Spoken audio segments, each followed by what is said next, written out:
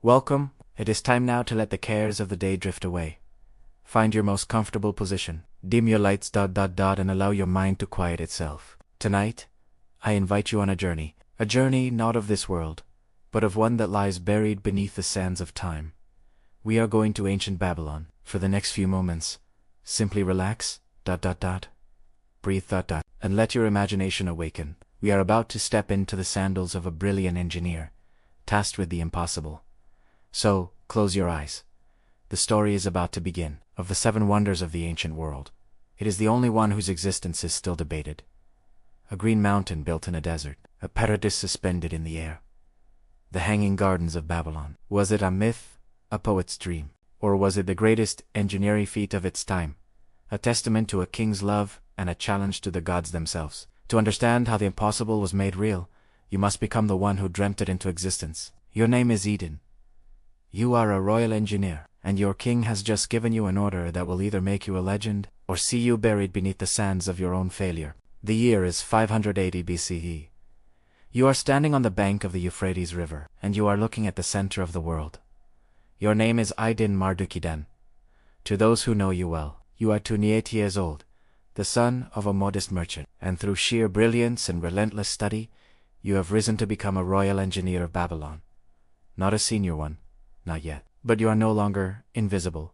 The sun has barely crested the eastern horizon, painting the glazed bricks of the Ishtar Gate in shades of crimson and gold. Yet the city is already roaring to life. You can hear the clash of bronze tools from the metalworkers' district, the bleating of goats being driven to market, the rhythmic chants of laborers hauling limestone blocks for yet another of King Nebuchadnezzar's grand projects. The air smells of baking, bread, donkey dung, and the peculiar metallic temps of the river when the irrigation channels are opened. You are here because of the canals. Always the canals. Babylon's greatness rests not on its armies alone, though they are mighty. It rests on water. The Euphrates is life. But it is also a temperamental god, flooding in spring, retreating in summer, leaving behind silt and sometimes disaster. The city's intricate network of canals, sluice gates, and irrigation channels is its true circulatory system, and you are one of the physicians who keeps it flowing. This morning, you are inspecting the southern canal that feeds the palace gardens and the residential districts beyond. Your assistant, a nervous young scribe named Nadine, follows 3 paces behind, clutching his clay tablets and stylus, recording every measurement you call out. The silt accumulation is 12 fingers deep at the 3rd gate, you say, kneeling beside the canal. The water flows sluggishly, murky, with suspended sediment. We'll need a crew of 20 men to dredge it before the king's festival next month. Note that. Yes, Master Iddin. Nadine mumbles, his stylus scratching frantically. You stand and wipe your hands on your linen kilt. Your skin is already sticky with sweat despite the early hour. Babylon in summer is an oven, and you have learned to move slowly, to conserve energy, to drink constantly from the leather water skin at your hip. As you walk along the canal bank, you pass a work crew reinforcing a retaining wall. They are stripped to the waist, their bronze skin gleaming, singing a work song in time with their hammering. They recognize you and call out greetings. You acknowledge them with a nod. These men know you are fair, that you do not demand the impossible, that you understand the difference between ambition and suicide. Your mentor, old Mushizib, taught you that. A good engineer, he would say, his voice like gravel in a grinding stone, knows the difference between what the king wants and what the gods allow. A great engineer finds a way to give the king what he wants without angering the gods. A dead engineer forgets the difference. Mushizib is 73 years old now, half-blind, his hands twisted with joint disease, but his mind remains sharp as Damascus steel. He no longer takes field assignments, but he reviews all major projects from his home near the temple district. You visit him twice a week, bringing him date wine and fresh reports, seeking his counsel. You will need that counsel soon, though you do not know it yet. The canal inspection takes most of the morning. By the time you return to your workshop, a modest building of mud brick near the Royal Engineering Complex, the sun is a white furnace overhead. You duck inside gratefully, letting your eyes adjust to the dimness. The workshop is your sanctuary. Here, the walls are covered with diagrams, sketched in charcoal, bridge designs, irrigation schemas, the complex mathematics of load distribution. Clay models of various structures crowd the shelves. A scaled replica of a siege tower, a working model of a grain silo with a rotating floor, to prevent an experimental design for a more efficient water wheel. You pour yourself a cup of weak beer from the clay vessel in the corner, drink deeply, and allow yourself a moment of pride. You have done well. Your designs have improved crop yields in 3 districts. Your reinforcement of the river wall prevented flooding during last year's deluge. The king's chief engineer, Zababa Shumidan, has taken notice of you. Favorable notice. You are on the rise, Iddin. You have a future. You have no idea that your entire world is about to be turned upside down. You are sitting at your work table, reviewing calculations for a new granary foundation, when you hear the sound that every engineer dreads, the rapid footsteps of a royal messenger.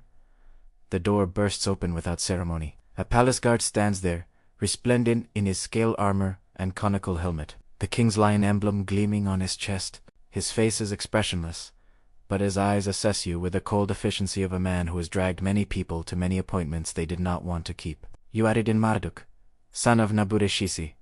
His voice is formal, clipped. Your mouth has gone dry. You are summoned to the palace. The king will see you at sunset. Do not be late. Do not come dirty. Do not come drunk. He recites these instructions as if they are a spell he has repeated 1,000 times. Before you can ask why, he is gone. You stand frozen, the clay tablets slipping from your numb fingers and shattering on the floor. The king, Nebuchadnezzar himself, wants to see you. This is either the greatest opportunity of your life or the last day of it. You need to understand something about King Nebuchadnezzar II Iddin. Before you walk into that palace, he is not like other kings. He is not merely powerful, he is power made flesh. He is the man who broke Egypt, who ground Jerusalem into dust, who carried entire nations into captivity. He is the builder of Babylon's glory, the conqueror who made the known world tremble at the mere mention of his name. When Nebuchadnezzar enters a room, the air itself seems to compress, as if the gods are holding their breath. And yet, for all his terrible grandeur, he is a man who loves his wife. Her name is Amidis, though the common people call her the Mountain Queen, or the Persian Flower. She is the daughter of Cyaxares, king of the Medes, given in marriage to Nebuchadnezzar, to seal the alliance that destroyed Assyria. She was 16 when she arrived in Babylon, her caravans stretching 4 miles, loaded with tribute and treasures from the mountainous lands of Media. By all accounts, it was a political marriage. These things always are, but something unexpected happened. Nebuchadnezzar fell in love. Perhaps it was her beauty. She is said to be extraordinary, with dark eyes that hold the depth of mountain lakes and hair like polished ebony. Perhaps it was her grace, or her quick mind, or the way she carried herself with quiet dignity even in a foreign land. Whatever the reason, the conqueror of nations became, in his way, conquered. An Amidis. She does her duty. She is a queen, a daughter of kings, and she knows what is expected of her. She has given Nebuchadnezzar children. She presides over court ceremonies with perfect poise. She never complains, but anyone with eyes can see that she is withering. Babylon is flat, endlessly, oppressively flat. The land stretches in all directions like a scroll unrolled beneath the hammer of the sun. There are no hills to climb, no peaks to glimpse in the distance, no mountain streams cascading over rocks. The wind brings only dust and heat. Amidis comes from the Zagros Mountains, where the peaks pierce the sky and the air is cool and thin. She was raised among cedar forests and alpine meadows, where springs gushed from the rocks and the summer afternoons carry the scent of pine. In Babylon, she is like a mountain eagle caged in a desert palace, kept in luxury but slowly suffocating. She spends hours on the highest terraces of the palace, staring north toward the mountains she can no longer see. She grows pale. She eats little. The court physicians whisper about melancholia, about an imbalance of humors, about homesickness as a disease of the spirit. And Nebuchadnezzar, who can conquer anything, cannot conquer this. He has tried everything. He has brought her musicians from Media, who play the songs of her homeland. He has commissioned elaborate tapestries depicting mountain scenes. He has even had soil brought from the Zagros, so she could plant a small garden of familiar herbs and flowers. None of it works. The Grey King has encountered something his armies cannot defeat, the sorrow of exile, the ache of a displaced soul, and it is driving him to fury. Not at her, never at her, but at himself, at his inability to give her the one thing she wants: home. This is the situation when you are summoned to the palace, Iddin. You are walking into the presence of a man who has been made desperate by love, and desperate men, especially men with absolute power, the most dangerous creatures in the world. You do not know any of this yet, of course. Not fully. But as you prepare yourself, as you scrub the dust from your skin and dress in your finest linen tunic, as you make your way through the evening streets toward the palace, you can feel it in the air. Something has shifted. Something has changed, and you are about to be caught in the gears of that change. The palace of Nebuchadnezzar is not one building. It is a city within a city. A sprawling complex of courtyards and throne rooms and private apartments, all wrapped in walls thick enough to blunt any siege. The main entrance is through the Ishtar Gate, that blue-glazed wonder adorned with golden lions and oracles.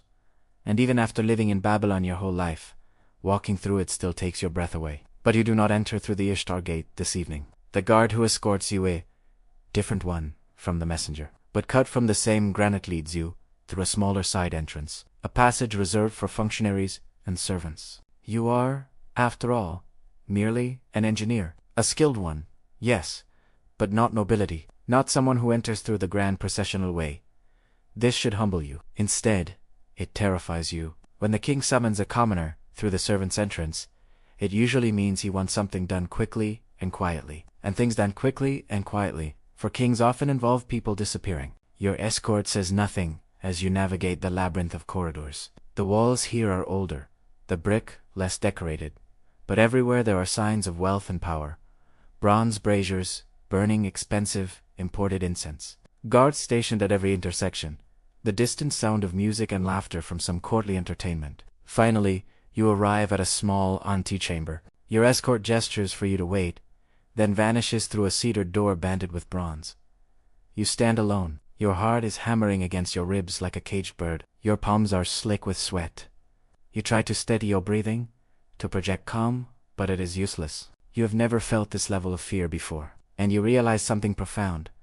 For all your education, all your skill, you are still just the son of a merchant, standing outside the chamber of a god king who could end your life with a gesture. The door opens. His Majesty will see you now. You step through into a private audience chamber. It is not the great throne room that would be for public ceremonies. This is intimate, personal, which somehow makes it worse. The room is dominated by a large cedar table covered with maps and reports. Bronze lamps cast flickering light across walls, painted with hunting scenes, lions falling beneath royal arrows. And there, standing with his back to you, looking at a detailed map of Babylon, is Nebuchadnezzar. He is not as tall as you expected.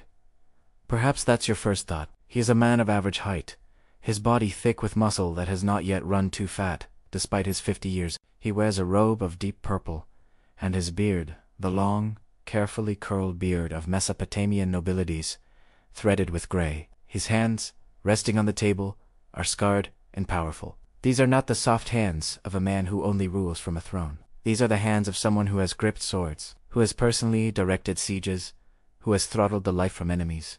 Iddin Marduk, he says, without turning around. His voice is lower than you expected, resonant, with an edge like bronze on stone. Son of Naburi, graduate of the Scribal Academy at age 16, appointed junior engineer at age 20, responsible for the Southern Canal maintenance, the grain silo improvements, and the flood barrier that saved the Temple District last year. He has just recited your entire career from memory. He turns to face you, and you nearly stagger. His eyes. By all the gods, his eyes. They are dark, almost black, and they bore into you with an intensity that makes you feel transparent. This is a man who has looked into the faces of 1,000 enemies and decided their fates. This is a man who has watched cities burn at his command. Those eyes have seen more death, more glory, more power than you can possibly imagine. You fall to your knees, pressing your forehead to the floor in the full prostration reserved for royalty. Rise, he commands. You do, though your legs feel weak. You are wondering why you are here, Nebuchadnezzar says. It is not a question. You are wondering if you have somehow offended me, if some error in your work has come to my attention, if you are about to be punished. You say nothing.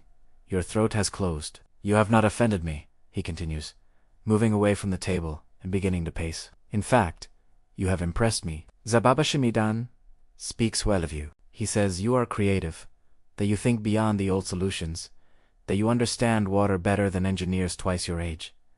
This should please you. Instead, it deepens your dread. Praise from a king is often a prelude to an impossible demand.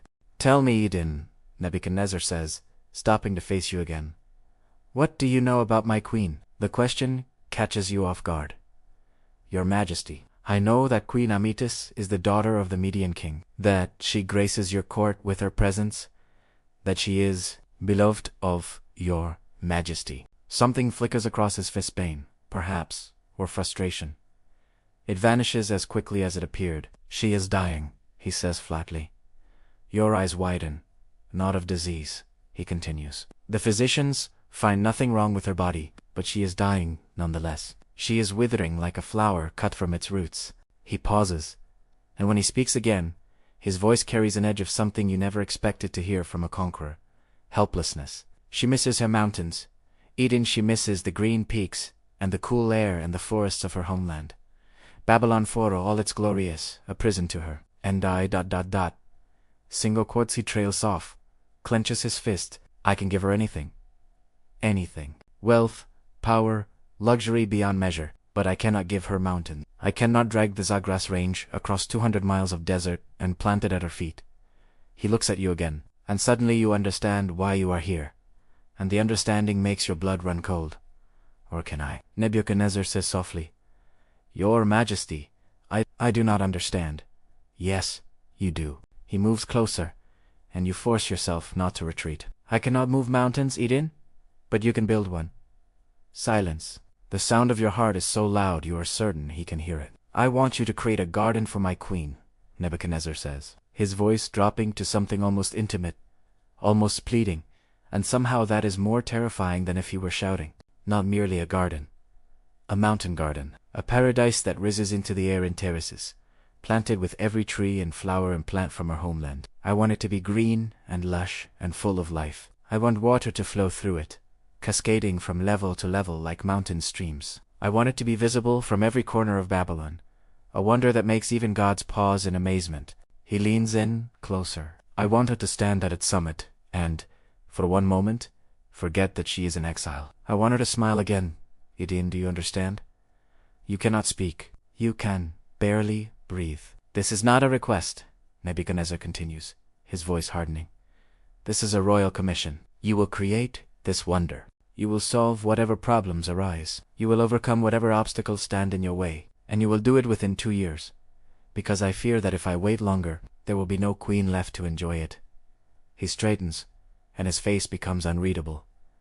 Zababushamidin tells me you are brilliant. Prove Italiano. Give my wife back her mountains. Build me a garden that hangs in the air. Make the impossible real. There is a pause, and then he adds, almost as an afterthought, do not fail me, Iddin.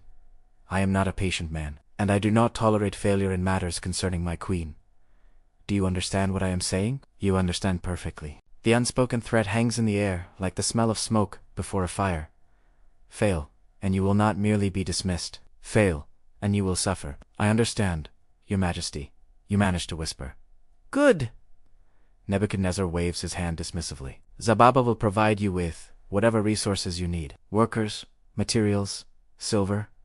You have your commission. Now go make me a miracle. You bow too deeply, to frantically and stumble backward toward the door. As your hand touches the handle, Nebuchadnezzar speaks once more. Iddin, you freeze. I chose you because you are young and hungry and brilliant. But remember this, brilliance without results is just noise. I have had noisy engineers before. Their bones are now part of the foundations of the city walls. Do not become another brick in my empire, boy. Become its glory. You barely remember leaving the chamber. You barely remember walking through the palace corridors, through the servants' gate, out into the evening streets of Babylon. You find yourself standing by the Euphrates, staring at the water, your whole body shaking. The king has given you an order, an impossible order.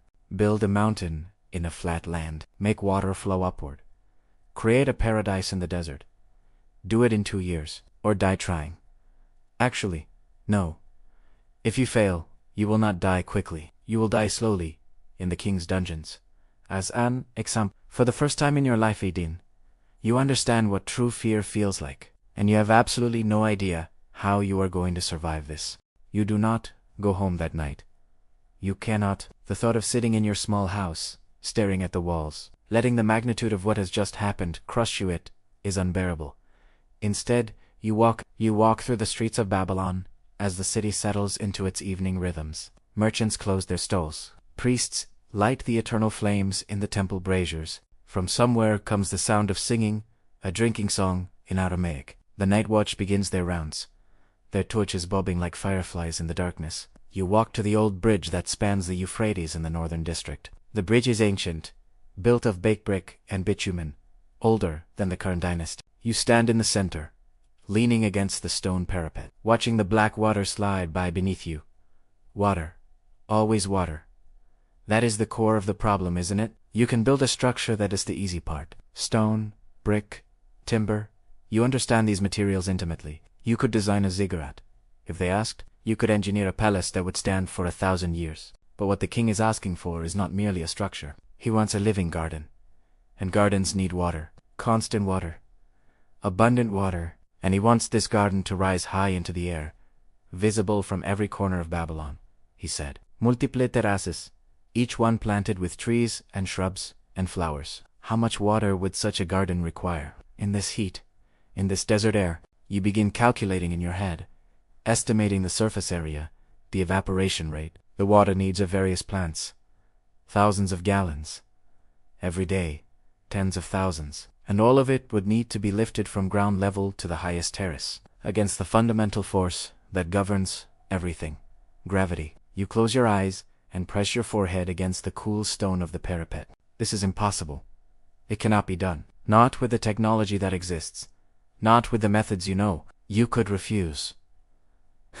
You could flee Babylon tonight, disappear into one of the neighboring kingdoms. You have skills. Any king would welcome an engineer of your training. But even as the thought forms, you know it is fantasy. Nebuchadnezzar's reach is long. His memory is longer. And besides, your family is here. Your father, your 2 younger sisters. What would happen to them if you disappeared? No. You cannot run, which means you must find a way. But how? How? The young engineer contemplates the river. A familiar voice says behind you, this is either the beginning of genius or the beginning of despair. Often, they look the same. You turn sharply. Old Mushazeb is standing there, wrapped in a heavy wool cloak, despite the warmth of the evening. He leans heavily on a walking staff, and his nearly blind eyes are milky in the torchlight, but his smile is knowing. Master, you breathe. What are you doing here? I heard, he says simply. Word travels fast when a junior engineer is summoned by the king. I thought I might find you here, drowning in impossible thoughts. He shuffles forward and stands beside you. Looking out at the river, he can no longer see clearly. So, he says, a hanging garden. A mountain for the queen. Water flowing upward into the sky. He chuckles dryly. Nebuchadnezzar does not dream small dreams, does he? It cannot be done, you say hoarsely. Master, he has given me 2 years to accomplish what violates the natural order. Water does not flow upward. I cannot change the laws of nature. No, Mushazib agrees. But you can work within them. You can make them serve you. He turns his clouded eyes toward you. Tell me, what do you see as the core problem? Water, you say immediately. Getting water to the top of the structure. The height alone would require. I cannot even imagine the mechanism. Bucket chains could lift water maybe 20 cubits at most, before the weight becomes impossible. Shadow poles can only lift small amounts. Nothing we have can move the volume of water needed to keep a large garden alive at height. True, Mushazib says. With current methods, it is impossible, so you must invent new methods. Just like that, you cannot keep the bitterness from your voice. Invent something that has never existed? In 2 years. While the king waits, with his dungeons ready. Mushazib is silent for a long moment.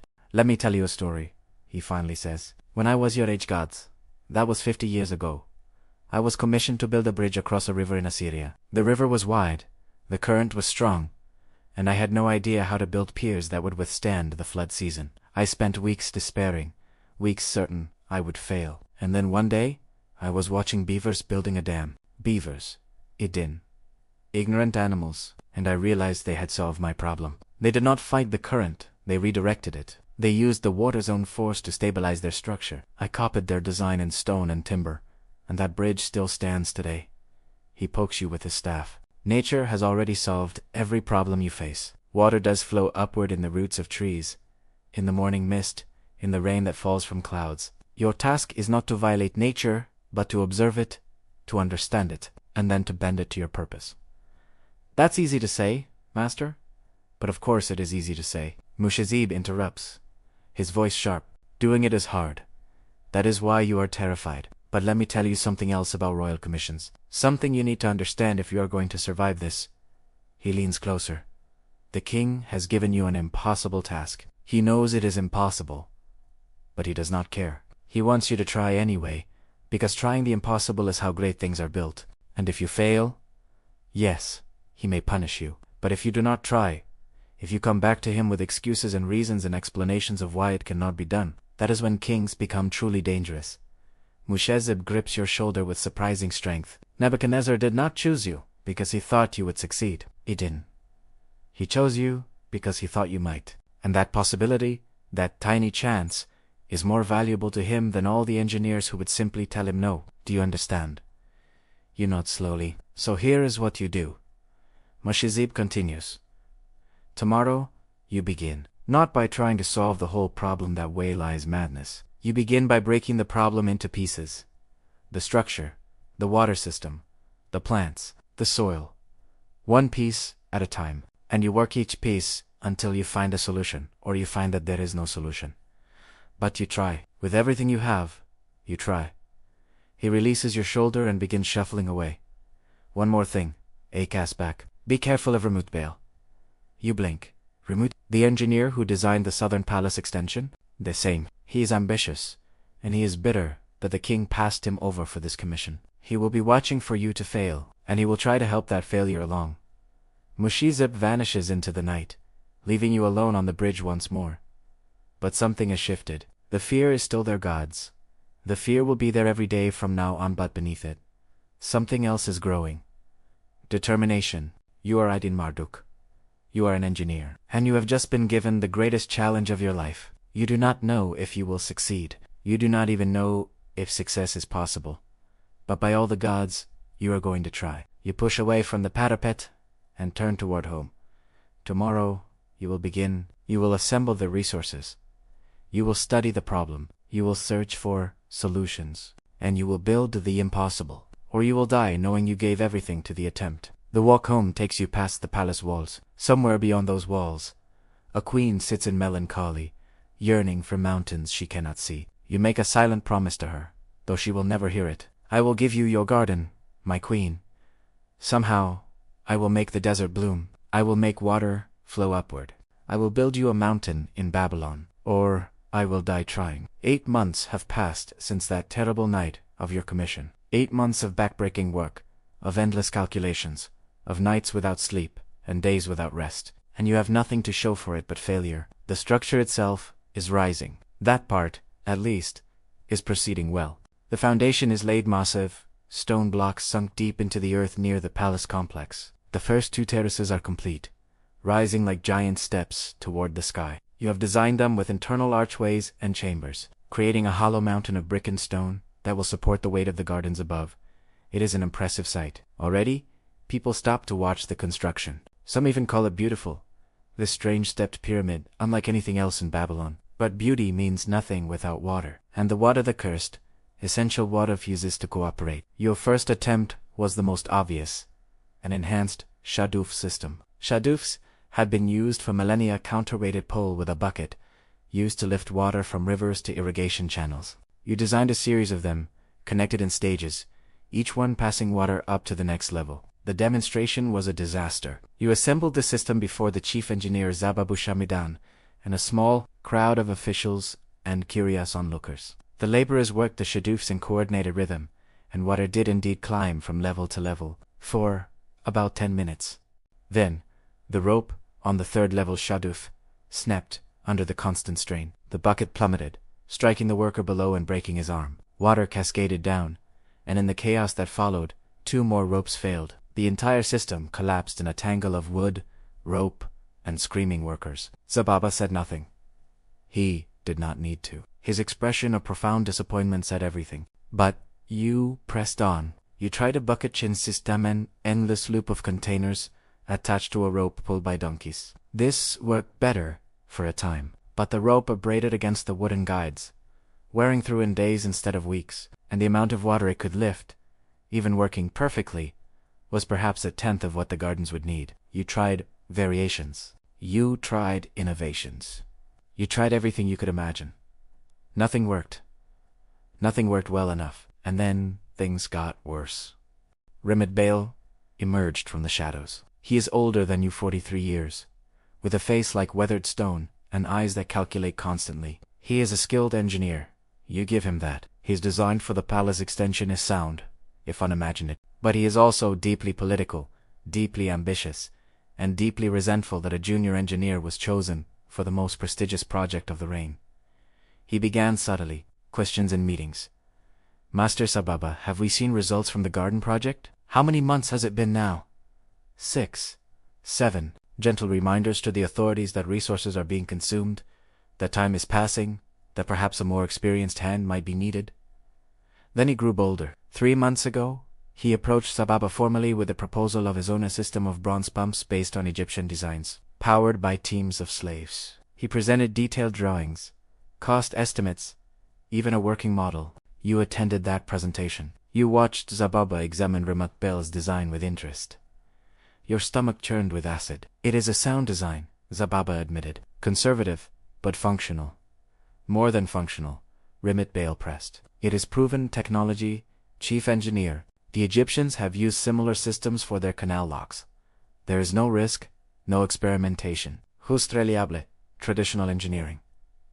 He glanced at you as he said experimentation, and you knew what he was doing. He was positioning himself as the safe choice, the reliable alternative to the young upstart who kept failing. Sababa, to his credit, was not swayed. The king has chosen his engineer, he said firmly. Iddin has time remaining. We will see what he produces. But Rimit Bale did not give up. He could not challenge you directly, that would be too obvious. Instead, he began to undermine you in ways both subtle and effective.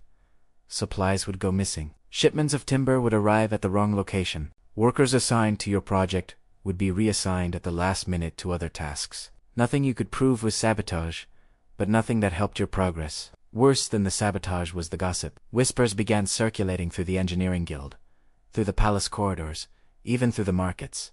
The young engineer is failing. The king's garden is a fantasy. Nebuchadnezzar's patience is running thin. That last one, you fear, might be true. 2 weeks ago, a messenger arrived at your workshop, not a royal guard this time, just a palace servant. The message was brief and chilling. His Majesty inquires about the progress of the Queen's garden. He expects a report within the month. He sent back technical drawings, optimistic descriptions of the structure's progress, vague assurances about water systems being developed. The response came within days. His Majesty does not require drawings. He requires water flowing and plants growing. You have 14 months remaining. 14 months. Just over a year. And you still do not have a working water system. The pressure is crushing you. You have lost weight. Your hands shake when you try to draft designs. You wake in the night, gasping, from dreams of drowning, of failing, of Nebuchadnezzar's dark eyes, watching you sink into darkness. Nadine, your assistant, has started looking at you with concern. Mushizib, when you visit him, says less and less, just watches you with his cloudy eyes, perhaps seeing the desperation that is consuming you. And then, disaster strikes. It is a demonstration day of formal presentation for a delegation of Median nobles who are visiting Babylon. Nebuchadnezzar wants to show them the garden, to hint at the wonder being built for their princess. It is a diplomatic gesture, and you have been ordered to provide a display of the water system. You choose the bucket chain design. It is your most reliable failure, which is to say, it works, just not well enough. But it works long enough to impress visitors.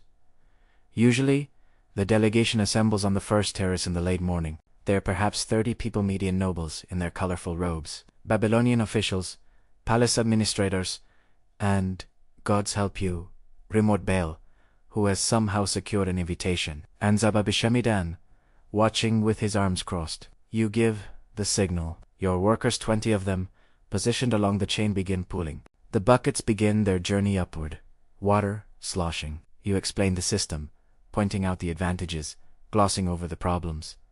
For 5 minutes, it works perfectly. Water cascades from the top bucket into a waiting system. The nobles nod appreciatively. One of them asks a technical question, which you answer with perhaps more confidence than you feel. Then you hear it. A sound like a bowstring snapping. Timine rope stressed beyond its capacity by the weight and friction ruptures at the midpoint. 20 buckets, each holding several gallons of water, suddenly drop. But they do not simply fall, the system is interconnected, and the breaking rope causes a cascade failure. Buckets swing wildly. Workers scramble to get clear. And then goes the water that was being stored in the upper cistern for demonstration purposes. Destabilized by the violent shaking, tips forward. 100 gallons of water crash down onto the first terrace, onto the visiting delegation. There is a moment, a single, crystalline moment where everything freezes. You watch the wave of water strike the dignitaries, soaking their fine robes, knocking several of them off their feet. You see Zababa's face transform from concern to horror. You see Ramit Bell's expression of barely concealed satisfaction. Then chaos erupts. Shouts of alarm, of outrage. Servants rush to help the drenched nobles. One of the Median envoys is sputtering in what sounds like furious. Median, you do not speak the language, but the tone requires no translation. You stand frozen, your mind utterly blank, watching your career collapse around you. Zababa approaches you, his face dark with anger. "My workshop," he says quietly. "Now." The walk to Zababa's office is the longest of your life. Workers stop to stare.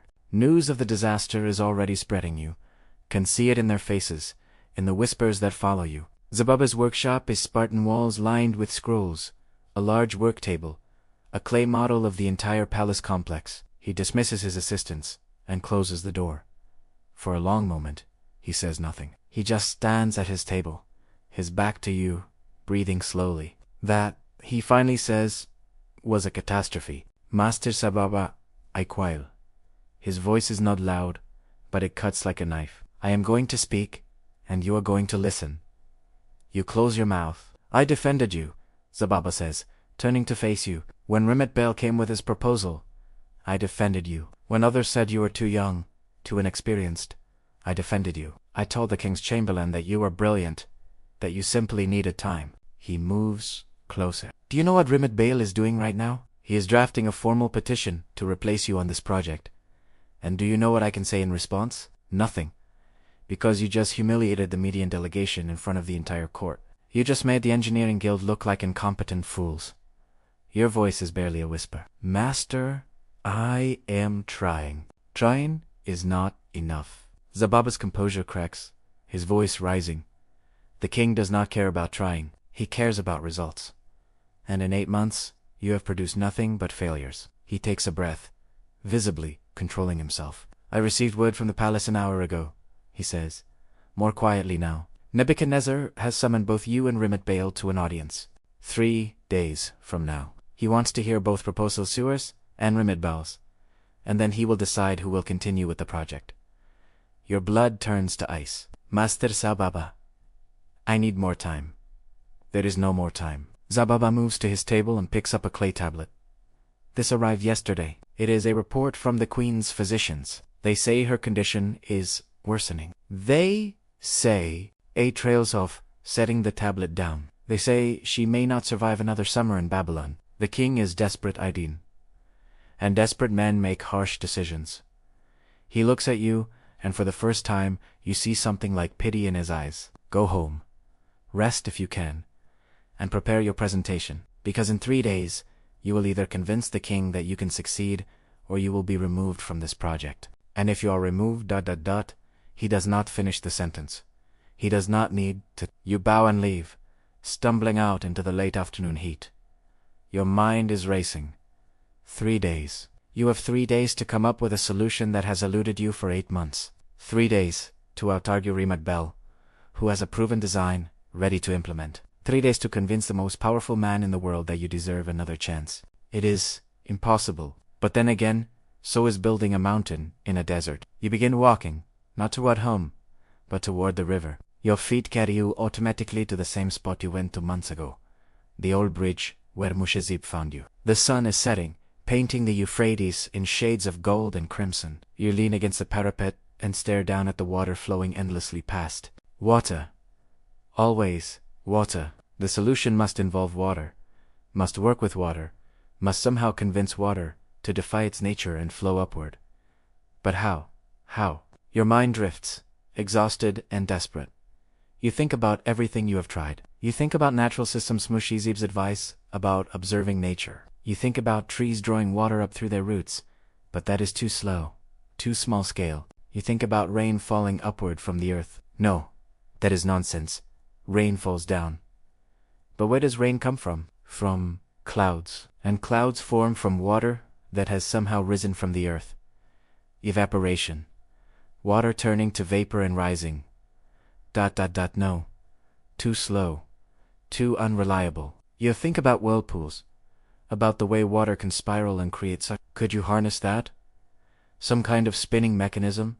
The thought nags at you. Spinning. Rotation. The endless turning of a potter's wheel, of a millstone, of a mill. Water mills use the flow of water to turn a wheel. But what if you reversed it? What if you used a turning wheel to move water? But how? A wheel cannot scoop water upward. Upward you tried variations of that with the bucket chain. Unless your breath caught you. Unless the wheel is not on the outside. Unless it is inside a tube. A spiral inside a tube. Like ... Like a snail's shell. If you rotated a spiral inside a sealed tube, the water would be caught in the threads of the spiral and forced upward as it turned. Your hands are shaking. This is different. This is new. This is something you have never seen before. But would it work? You need to test it. You need to build a model. You need an interesting expression, a voice says. I have seen that look before. It is either genius or madness. Sometimes both. You whirl around. Rimat Bell is standing there, leaning casually against the bridge railing, a cup of wine in his hand. Rimat Bale. You keep your voice neutral, though your heart is pounding. How long has he been there? Did you speak your thoughts aloud? Iddin. He takes a sip of wine. Rough day. You say nothing. I was there. You know, he continues conversationally, at your demonstration. Quite spectacular. The way everything fell apart. Almost orchestrated, one might think. What do you want, Rimat Bale? He smiles, but it does not reach his eyes. To offer you advice. Colleague to colleague. I am sure your advice is invaluable. Withdraw from the project. He says it simply, as if discussing the weather. Go to the king in 3 days and tell him you are wrong. Tell him the task is beyond your abilities. Recommend that he appoint someone more experienced to complete the work. Someone like you. I have a working design, Rimat Bale says, his voice hardening slightly. I can give the king results. You have given him nothing but embarrassment and wasted time. The king chose me, you say. Not you. The king chose poorly. Rimat Bale sets down his wine cup, and he is beginning to realize that you are out of your depth, boy. This project requires more than enthusiasm and clever calculations. It requires experience, judgment, political skill. He leans closer. If you withdraw gracefully, I will ensure you are assigned to other projects, good projects. You can salvage your career and your reputation. But if you insist on this confrontation, if you go before the king and fail again, ... Single quotes, he lets the threat hang in the air. Why are you telling me this? You ask. Because I am not a cruel man, Rimat Bale says. I simply want what is best for Babylon, and for the guild. Your continued failure reflects badly on all of us. He picks up his wine cup and turns to leave, then pauses. 3 days, Iddin. Think carefully about what you will say. He walks away, his footsteps echoing on the stone bridge. You stand alone. Your earlier moment of inspiration now clouded with doubt. Should you withdraw? Should you accept that you have failed? That Rimat Bale's proven design is better than your desperate experimentation? No. The word forms in your mind with crystalline clarity. No, you will not withdraw. You will not quit. Because that moment before Rimat Bale arrived, that flash of insight about the spiral, about rotation, that was real. That was promising. You have 3 days to turn a moment of inspiration into a working design. 3 days to build a model and prove it can work. 3 days to prepare the most important presentation of your life. It is not enough time, but it is the time you have. You push away from the bridge and begin running toward your workshop. There is work to do. Materials to gather, designs to draft, models to build. 3 days. The war against gravity is about to reach its decisive battle, and you intend to win. You do not sleep. Not the first night. Not the second. Your workshop becomes a frenzy of activity. You send Iddin running to the markets for materials, copper tubing, wax for sealing, a potter's clay. You draft, design after design, crumpling them and throwing them aside, starting again. The concept is clear in your mind. A spiral thread inside a tube, rotating to carry water upward. But the details, the pitch of the spiral, the width of the threads, the sealing mechanism, the power source, these are the details that will determine success or failure. You begin with simple models. A piece of cloth wrapped around a stick, inserted into a clay tube. It does not work. The cloth is too porous. You try leather. Better, but still too much leakage. On the second day, you have a breakthrough. You create a wooden spiral carved carefully from a solid piece of cedar end, fitted inside a copper tube that Nadine somehow procured from a You seal the ends with wax and clay, insert a crank handle, and bring a bucket of water to test it. Your hands are shaking as you lower the tube's end into the bucket. You turn the crank. Nothing happens. You turn faster. The spiral inside the tube rotates. You can feel the resistance, but still no water appears at the top. Despair begins to creep in. Another failure. Another. Wait. You are holding the tube wrong? You have it too vertical. The spiral needs to be at an angle to catch the water properly. You tilt the tube to perhaps 30 degrees from horizontal, and you turn the crank again. For a moment, nothing. Then God's be praised, a thin stream of water begins trickling from the top of the tube. You nearly drop the device in shock. It works. By all the gods above and below, it works. The stream is thin, barely more than a trickle, but it is water flowing upward through a rotating spiral. You adjust the angle slightly, turn the crank faster, and the flow increases. Nadine, who has been watching with exhausted eyes, suddenly straightens. Master Iddin, ... Is that ... It is working, you whisper. Then, louder, it is working. You want to laugh. You want to cry. You want to collapse and sleep for a week. But there is no time for any of that. This model proves the concept, but it is far too small. You need something larger, something that can demonstrate a useful volume of water, and you need it ready by tomorrow morning. Nadine, you say, find me a coppersmith. I do not care what it costs. Find me someone who can fabricate a copper tube 4 cubits long and as wide as my forearm. Tell them I need it by midnight. Master, it is almost sunset. The craftsmen will be closing. Tell them I will pay triple. Quadruple, just find someone. Nadine runs. You turn back to your small model, studying it intently. The principle is sound, but scaling it up will require precise calculations. The larger the tube, the more torque required to turn it. You will need some kind of gearing mechanism, or perhaps multiple men turning in shifts. But those are solvable problems. The fundamental question, can water be lifted by a rotating spiral, has been answered. Yes. The night that follows is a blur of frantic work. The Coprasmitha Stoki, Phoenician named Hiram, who agrees to the job only because the price is absurd, delivers the tube around midnight. It is beautiful, gleaming in the lamplight, perfectly cylindrical. Now you must create the spiral that will fit inside it. You work with cedarwood again, but this time you are more careful, more precise. You carve the spiral thread carefully, testing the fit repeatedly. It must be tight enough to seal against the tube walls, but loose enough to rotate freely. Too tight, and it will bind. Too loose and water will leak back down. The eastern sky is lightening when you finally complete it. Your hands are raw with blisters, your eyes burn. But the device is ready. You pour water into a large vessel, tilt the demonstration tube at the proper angle, and fit the spiral inside. The top end you seal with a clay stopper that has a small spout. Nadine stands ready to catch the water. You grip the improvised crank handle, simply a wooden rod attached to the top of the spiral end, begin to turn. The resistance is significant. The water inside the tube is heavy, and the friction of the wooden spiral against the copper walls is substantial. Your shoulders burn with the effort. You turn faster, establishing a rhythm. And then, bless sight, water begins flowing from the spout at the top. Not a trickle, this time. A steady stream, thick as your thumb, pouring into the bucket Nadine holds. You maintain the cranking for a full minute, and the flow never stops. When you finally pause, exhausted, you have moved perhaps 2 gallons of water upward through 4 cubits of height. It is not much, but it is proof. Nadine, you gasp. How long until the audience with the king? He glances at the window, where dawn is breaking. 3 hours, master. 3 hours. You need to wash, to dress appropriately, to prepare your presentation. and you need to transport this device to the palace without damaging it.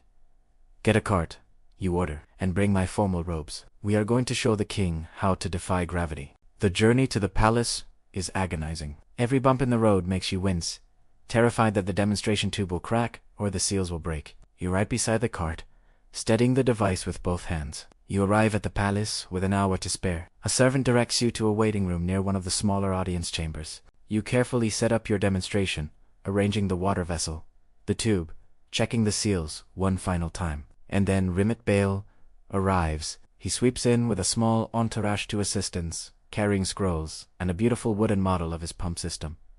He stops when he sees you and your device. Iddin, he says, with false warmth. You look terrible. Did you sleep at all? I was working, you reply. He approaches your demonstration device, examining it with a critical eye. And what is this supposed to be? A tube with a stick inside, a water-lifting screw. You say, rotation inside the tube forces water upward. Ramat Bell laughs. A rotating stick. This is what you spent 8 months developing. This is what you are presenting to the king. It works. I am sure it does. For moving enough water to irrigate a flower pot, perhaps. He shakes his head in mock sympathy. Iddin, it is not too late. You can still withdraw with dignity. This ... contraption will only make you look more foolish. Before you can respond, the door to the audience chamber opens. A palace official steps out. The king will see you now. Both of you. Both of you. This is it. The moment that will determine everything. You pick up your demonstration device, your hands steadier than you expected, and walk through the door into the chamber beyond. The room is smaller than the throne room, but no less intimidating. Nebuchadnezzar sits on a cedar chair at the far end, his presence filling the space like a physical force. Zababu Shamidan stands to his right. A court scribe sits ready with his tablet, and standing near the king, looking frail and ethereal in a white robe, is Queen Amidis herself. Your breath You have never seen her before. She is beautiful, yes, but more than that, there is a quality of sadness around her, like an aura, a sense of something precious fading away. This is who you are building the garden for, not for the king's vanity. For her approach, Nebuchadnezzar commands, you and Rimit Bel, both step forward and prostrate yourselves. Rise. You stand, your demonstration device held carefully. The king's dark eyes move between you both, lingering on your disheveled appearance, your bloodshot eyes, the copper tube you are clutching. Zababu Shomidan has informed me of this situation. Nebuchadnezzar says, his voice is controlled, but you can hear the anger underneath. 8 months of work, 8 months of resources, and I am told the water system for my queen's garden remains unfinished. Explain. There is a terrible silence. Your Majesty. Rimid Bale begins smoothly. If I may, I was speaking to Iddin. The king's eyes do not move from you. You swallow hard. Your Majesty, the challenge has been greater than anticipated. The volume of water required, the height it must be lifted, traditional methods are insufficient. I have been developing a new approach. Show me. Your hands are shaking again as you set up the demonstration. You pour water into the vessel, position the tube at the correct angle, and grip the crank handle. This is a water-lifting screw, Your Majesty. Inside the tube is a spiral thread. As the spiral rotates, it captures water and forces it upward against gravity. You begin to turn the crank. The resistance is immediate, your shoulders protesting. You force yourself to maintain a steady rhythm. 1 rotation, 2, 3. Come on, you pray silently. Work. Please work. And then the water begins flowing from the spout. It is not impressive, not compared to a waterfall or a fountain, just a steady stream pouring into a collection bowl. But it is water flowing upward. You maintain the crank in for 30 seconds, then stop, panting slightly. Your Majesty, you say, this device can lift water to any height. Multiple screws can be positioned in series, each lifting water to the next level. It requires only rotational power, which can be provided by workers, by animals, or by water wheels powered by the Euphrates itself. Nebuchadnezzar stares at the device, then at you. How much water can this move? This model moves approximately 2 gallons per minute, Your Majesty. But scale it up, make the tube wider.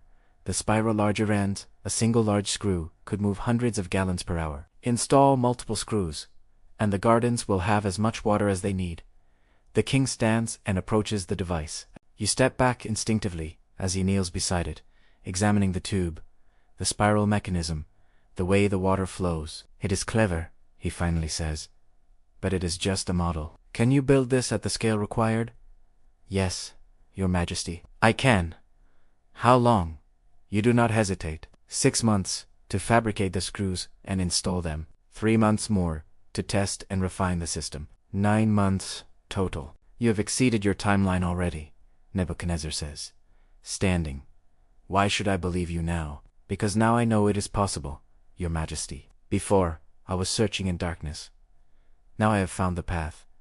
Remit Bale clears his throat. Your Majesty, if I may present an alternative by all means, Nebuchadnezzar says, turning to him. Remit Bale gestures to his assistants, who bring forward the model. It is exquisite. You have to admit a miniature bronze pump system with multiple chambers and pistons. Your Majesty, I offer proven technology, Remit Bale says. This is a pump system based on designs the Egyptians have used for centuries. It is reliable, predictable, and requires no experimentation. I can have it installed and operational within 3 months. Nebuchadnezzar examines the model. How much water can it move? 50 gallons per hour per pump. Your Majesty, I propose installing 20 pumps, working in shifts, providing a steady flow of water to all levels of the garden. The king nods slowly. He looks at Zababa. Chief Engineer, your assessment. Zababa hesitates, choosing his words carefully. Both designs have merit, Your Majesty. Remit Bale's pump system is indeed proven technology, reliable and well understood. Iddin's water screw is innovative, but untested at scale. However, single, quotes he pauses. However, Your Majesty, Remit Bale's system requires constant human labor. 20 pumps means 100 men working in shifts, day and night, forever. Iddin's system could potentially be powered by water wheels at the base, making it largely self-sustaining once installed. But his system does not exist yet, Remit Bale interjects. Mine dos, and the Queen cannot wait for experiments, Your Majesty. She needs relief now. It is a devastating point, and you see the impact in the king's expression. He turns to Queen Amidis, who has been silent throughout. My love, he says gently. What do you think? Everyone turns to look at her. She has been watching the entire exchange with those sad, dark eyes. When she speaks, her voice is soft but clear, accented with the lilt of her mountain homeland. I think, she says slowly, that Remit Bale offers me a machine, and Iddin offers me a river. The words hang in the air. She continues. Machines can be stopped. Rivers flow forever. If this garden is to live beyond me, beyond us, it must have a river's heart. Nebuchadnezzar looks at his wife for a long moment. Then he turns back to you. Iddin Marduk, he says, his voice formal now, the voice of a king making a royal decree. I am giving you one final chance. You will build your water screws. You will install them and make them work. You have 9 months. He steps closer, and his voice drops to something more dangerous. But understand this. If you fail, if your screws do not work, if my wife does not have her garden flowing with water 9 months from today, then your screams will echo in my dungeons for 1,000 nights. Do you understand? Your mouth is dry, but your voice is steady. I understand, Your Majesty. And Remit Bale, the king continues, turning to the other engineer. You will assist him. You will provide your expertise, your knowledge, whatever he needs. This is not a competition anymore. This is a royal command. You are both responsible for success, and you will both share in whatever outcome occurs. Remit Bale's face goes pale. Your Majesty, You offered yourself as an alternative. Nebuchadnezzar says coldly. I am accepting your offer. You want to be part of this project? You are. Now make it work. He waves his hand dismissively. Both of you, get out of my sight, and do not return until you have water flowing upward. You and Remit Bale bowen back out of the chamber. In the corridor outside, you allow yourself one deep breath. You have your chance. You have royal backing. You have 9 months. And you have Remit Bale chained to your success or failure. The war against gravity has entered its final phase. Now comes the hardest part. Building the impossible. The next 9 months are the most intense of your life. Every day is a battle against time.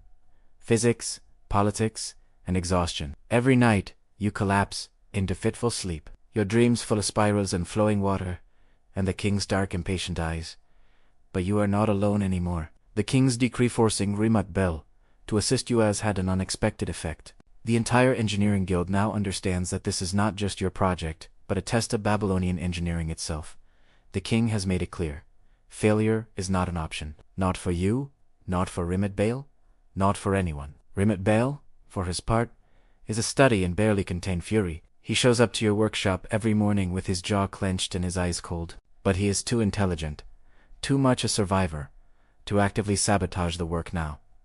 His fate is bound to yours. If we fail, you tell him during the first week, we fail together.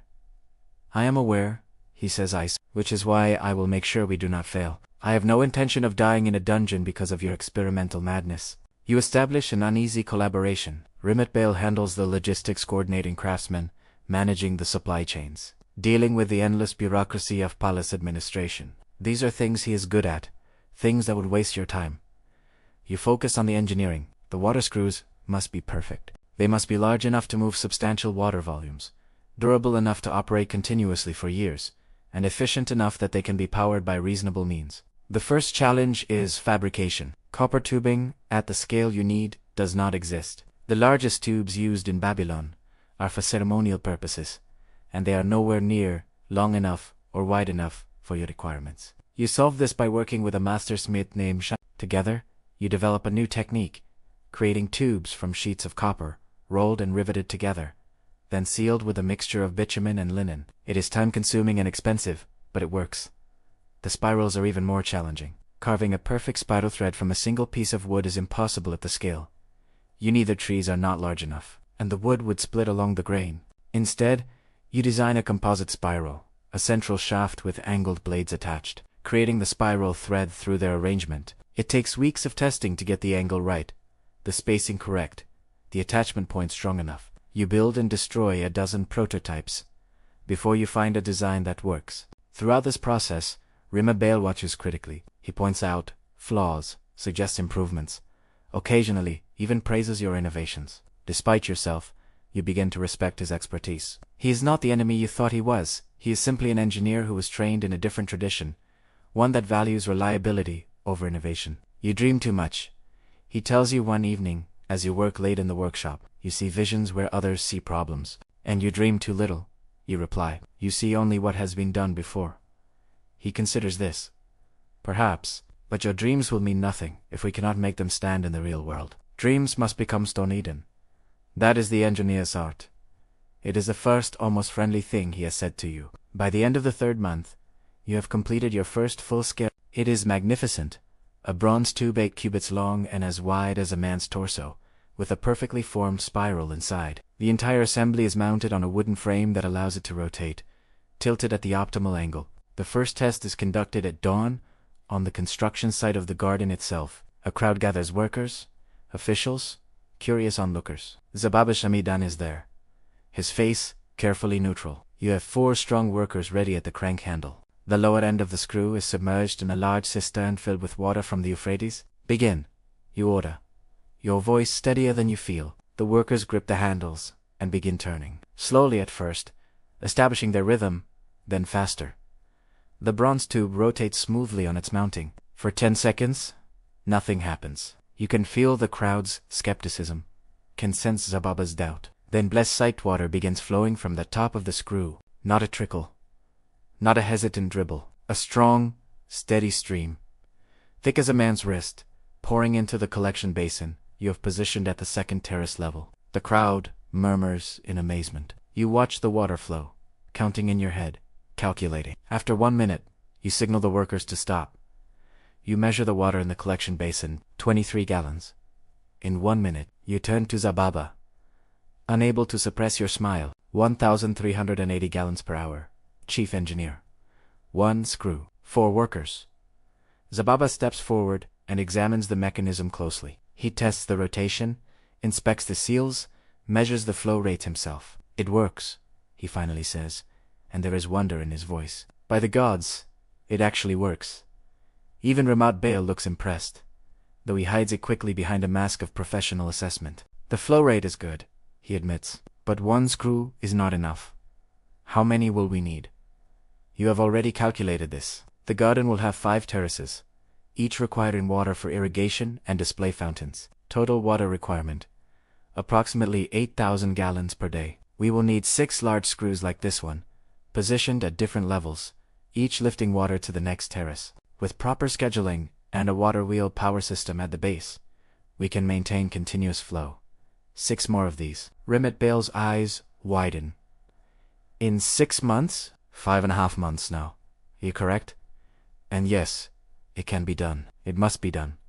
What follows is a period of intense, exhausting labor. You establish a production system, multiple teams working in parallel, each fabricating different components of the screws. Shamashariba takes on apprentices to increase bronze working capacity. You hire every competent woodworker in Babylon to craft the spiral blades. The palace complex becomes a massive workshop. The sound of hammering, sawing, and grinding fills the air from dawn to dusk. The smell of hot metal and sawdust becomes your constant companion. You work 18 hours a day, overseeing every aspect of production. You check every weld, test every seal, approve every component. There can be no errors, no shortcuts. These screws must work perfectly, continuously, for years. Rimmet Bell proves invaluable during this phase. His organizational skills keep the chaos manageable. He creates schedules, manages the workforce, ensures supplies arrive when needed. He argues with palace bureaucrats about budgets and timelines, freeing you to focus on the engineering. You begin to understand why he was considered for this project in the first place. He may not innovate, but he makes innovation possible. He turns dreams into reality through sheer organizational force. But not everything goes smoothly.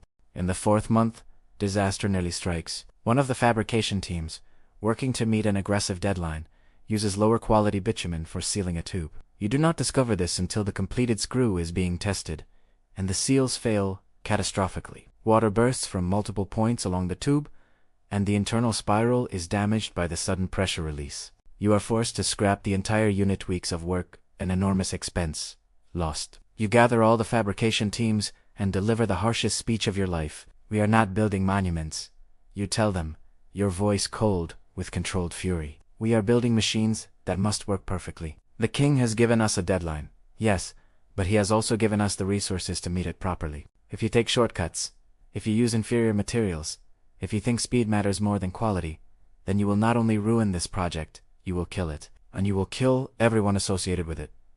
You let that sink in. Every component, every seal, every weld must be perfect. I do not care if it takes longer. I do not care if it is harder. Perfect is the only acceptable standard. Do you understand? They understand. After that, the quality improves. It slows production slightly, but you build that into your timeline. Better to finish with time to spare and working equipment than to rush and fail. By the end of the 7th month, you've completed all 6 major water screws. They are installed at various levels of the garden structure, each positioned to lift water from the level below to the level above. The lowest screw draws directly from a canal connected to the Euphrates. The highest delivers water to the cisterns at the summit terrace. But there remains one critical challenge: power. For workers can turn one screw continuously for about an hour before exhaustion sets in. To run 6 screws continuously would require a rotating workforce of perhaps 150 men. It is possible, but barely sustainable. You need a better solution. You return to the principle that has guided you from the beginning. Work with nature, not against it. The Euphrates flows endlessly. What if you could harness that flow to power the screws? You design a water wheel, a massive structure, 20 cubits in diameter, positioned at the canal that feeds the lowest water. The river current turns the wheel, and the wheel's rotation is transferred through a system of wooden gears to the screw-S crankshaft. It is a complex mechanism, requiring precision engineering. The gearing ratios must be correct to provide enough torque without making the wheel too slow or too fast. The whole system must be robust enough to operate unattended for days at a time. Rimmet Bell contributes significantly to this design. His experience with mechanical systems proves invaluable. Together, you work out the load calculations, the gear ratios, the bearing systems. This is actually elegant, he admits one night as you both pore over the drawings. Using the river to lift the river. Very clever. It is efficient, you reply, and it means the garden will sustain itself. No endless teams of workers, no daily labor costs, just the river, flowing as it has always flowed, giving life to the mountain we are building. The water wheel is completed in the 8th month. Installation is a monumental task. The thing weighs several tons, and must be positioned precisely. But when it is finally in place, and the canal is opened, the wheel begins to turn with stately grace, and the lowest water screw, connected to the wheel through the gear system, begins to rotate. Water flows. You install additional water wheels for the other screws, each one carefully positioned and geared. By the beginning of the 9th month, with only weeks remaining before the king's deadline, all 6 screws are operational, all powered by the endless flow of the Euphrates. The final test takes place on a hot afternoon in the 9th month. The entire water system is activated at once. All 6 screws begin turning, water flowing from level to level, climbing the impossible height from ground to summit. You stand at the highest terrace, beside the cistern that will feed the garden's irrigation channels, watching the spout of the final screw, waiting. And then, water begins flowing. Not just a stream, but a torrent, gallons per minute, cascading into the cistern, with a sound like distant thunder. The system works. From the ground level to the summit, water flows upward through your network of screws. The river defies gravity. The impossible has become real. You sink to your knees, overcome with relief and exhaustion and something like wonder. Rimatbal approaches and stands beside you, looking down at the flowing water. "You did it," he says quietly. "You actually did it. We did it. You correct? I could not have done this alone." He looks at you for a long moment, then nods. "Perhaps, but it was your dream, Iddin. I merely helped make it stand." Below, you can hear the workers cheering. The sound echoes across the construction site, across the palace grounds, perhaps across all of Babylon. You have conquered gravity. You have given the queen her river. Now, all that remains is to make it bloom. With the water system operational, the garden structure can finally be completed. For months, the terraces have been nothing but platforms of stone and brick, impressive in their engineering but lifeless. Now, they must be transformed into spaces that can sustain life. This phase of the work is different from what has come before. You are no longer fighting physics, and time. You are preparing to create an ecosystem. The challenge now is not to make water flow upward, but to make the desert bloom. Each terrace must have proper drainage water, cannot simply pool and stagnate. You design a sophisticated system of channels and overflow pipes that allow excess water to cascade down to the next level, creating the appearance of natural waterfalls, while preventing root rot and structural water damage. The waterproofing is critical. You have learned from Babylon's ancient builders, who waterproofed their structures using layers of bitumen, fired brick, and lead sheeting. Each terrace receives this treatment. First, a layer of fired brick laid in bitumen, then a sheet of hammered lead, then more brick, then a thick layer of gravel for drainage, and finally, the soil. The soil itself is a major undertaking. You cannot simply pile dirt on stone and expect plants to thrive. You need rich, fertile earth, and a lot of it. Each terrace will require a soil depth of at least 3 cubits to support large trees. You calculate the total amount needed and the number makes your head spin. Tens of thousands of cubic cubits of soil. It will take hundreds of wagons, weeks of transportation. But the king has given you unlimited resources, and you use them. Soil is brought from the fertile lands along the Euphrates, from the gardens of wealthy estates. Even from the sacred groves of the temples, the priests donate earth blessed by the gods themselves. Workers haul it up in baskets, load after load, day after day, spreading it across the waterproof terraces. Slowly, the stone mountain begins to look like earth. During this phase, you receive an unexpected visitor. You're inspecting the soil placement on the 3rd terrace when a palace servant approaches. "Master Iddin, the queen wishes to see the garden." Your heart leaps into your throat. "Queen Amethyst, here." The garden is still unfinished, still bare earth and stone. You are filthy, covered in dirt and sweat. This is not how you imagined presenting your work to her, but you cannot refuse a royal request. "I will come immediately," you say, trying unsuccessfully to wipe the dirt from your hands. The servant leads you to the 2nd terrace, where a small canopy has been erected to provide shade. Queen Amethyst stands beneath it, accompanied by 2 attendants and a palace guard. She is wrapped in a light blue robe, her dark hair covered by a veil. You prostrate yourself immediately. "Your Majesty, please, rise," she says in that soft, accented voice. "I have not come for formalities. I have come to see if it is real."